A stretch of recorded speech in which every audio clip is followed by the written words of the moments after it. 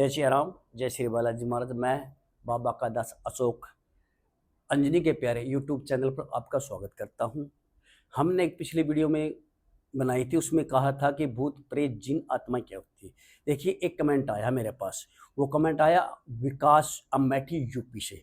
उसने कहा अगर मान ले भूत प्रेत जिन आत्माएं अगर घर के होते हैं तो पितर कौन है, कुल का देवता कौन है, कुल पितर कौन है, ये कहाँ से पैदा हुई, ये कहाँ से इसकी उत्पत्ति हुई। देखिए विकास जी, पहले बात तो मैं जय श्याम जय बालाजी महाराज। उसके बाद आपने बहुत ही बढ़िया सवाल किया, कमेंट किया है, हमारा हौसला बढ़ता है कि आपने कमेंट किया, आपने पूछा भी ये तो भूत प्रेत हो गए। पिछली वीडियो जो मैंने बताया, ये जो ये बता रहा हूँ भी भूत की नो पितर कहाँ से आए, देवता कहाँ से। देखिए, सबसे पहले तो हमारे हिंदुओं के धर्म में एक सूत्रकर पत्र होता है, एक पीढ़ी, दो पीढ़ी, तीन पीढ़ी, चार पीढ़ी, पांच पीढ़ियों तक हमारा सूतक पत्र लगता है। सूतक क्या होता है? अगर कोई बच्चा जन्म लेता है, जैसे किसी बच्चे ने जन्म लिया, किसी बच्ची ने जन्म लिया, वो 11 दिन तक का हमारा सूतक लगता है।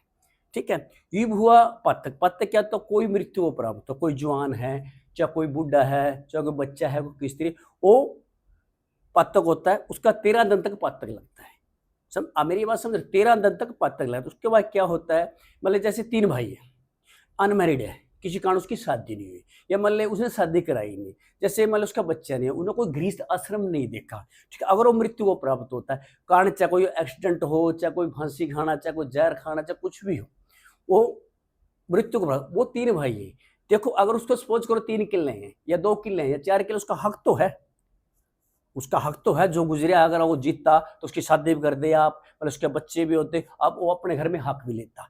ठीक है, बस अगर मृत्यु को प्राप्त हुआ किसी कारणवश, वो पितृ योनि में जाता है, देवता योनि में जाता है, जिसे आप देवता कहते हैं, देवता योनि में जाता है।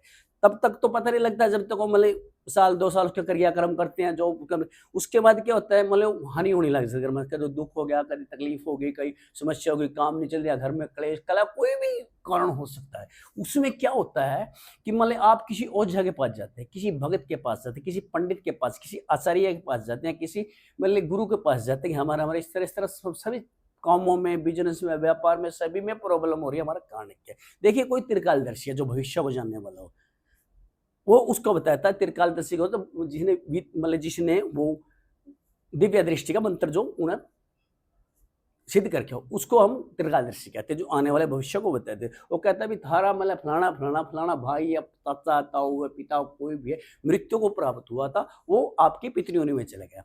तो उसके लिए यहाँ पर क्या करना, वो कहता है भी आप पंचामृत लेके 5 धोखे रख दो, अगर आपका फायदा तो आप उसकी मडी बना देना। कई जगह मडी कहते हैं, कई जगह उसको भोरका कहते हैं, कई जगह मकान बना देते हैं। उसका मकान आप पितृयोनि में चले, उसको कुल का देवता और कुल का पितर कहते हैं। रही बात ही मतलब जैसे खेत हो या कोई मकान हो या कोई मतलब घर हो, उसमें उसका एक 5 ईंट रखकर उसको मतलब पंचामृत द्वारा स्नान करा के उसको मतलब एक मडी या मतलब बोरखा कह देते हैं आप जिसे, उसको बना देते हैं। उसको बना के उसको हर महीने पूछते हैं, जो भी उसका दिन है, जैसे मोस का दिन है या मतलब एकादशी, द्वादशी, पंचम, चौथाड़ा जो भी है, उसको पितर बना के।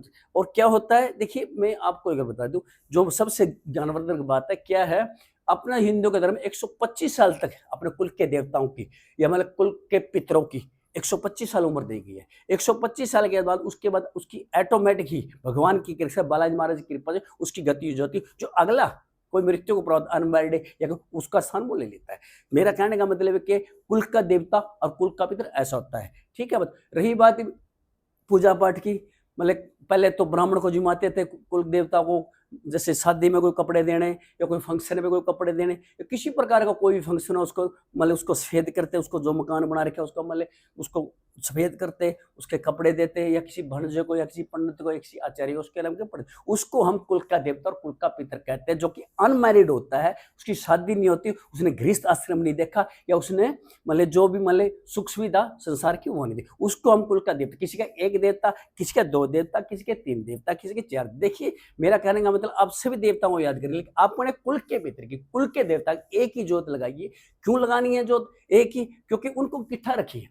आप नाम से भी कर ले ली, लेकिन हे मेरे कुल के देवता, हे मेरे कुल के पितर, मैं आपकी जोत लगा रहा हूँ और इसी जोत में आप प्रवेश करिए, इसी समझौता रखिए। अगर मान लिया आप समझौता रखेंगे, अब इकट्ठे रहेंगे, तो इकट्ठे में रहने में और अलग अलग में कितना फर्क है, तो आप तो जानते हो। देखिए, अगर आपको ये वीडियो अच्छी लगी है, मेरी सभी से विनती है, आप इसे सब्सक्राइब कीजिए, लाइक कीजिए, शेयर कीजिए और बेल आइकन का बटन दबाइए कि आने वाले वीडियो की नोटिफिकेशन आपको सबसे पहले मिल जाए। जय श्री राम, जय श्री बालाजी, जय श्री शाकुम्भरी मियाँ।